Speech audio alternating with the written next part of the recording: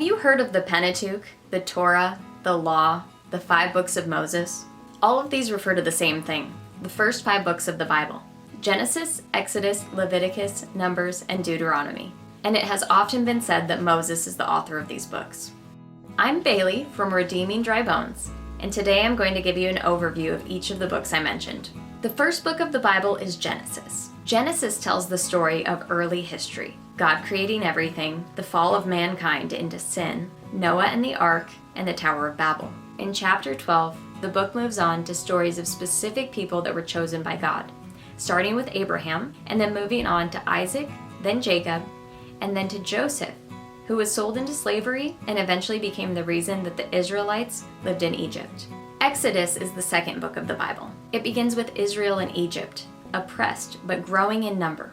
Moses was born, and eventually God called him to lead the Israelite people out of Egypt. This book includes the stories of the plagues and the Red Sea.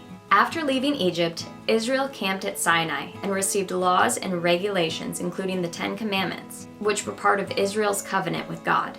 The third book in the Bible is Leviticus. Leviticus is a book of instructions, rules, and regulations that were given to the Israelite people. One thing to note is that the Israelites would be blessed if they obeyed God, and they would be punished if they disobeyed. Numbers is the fourth book of the Bible.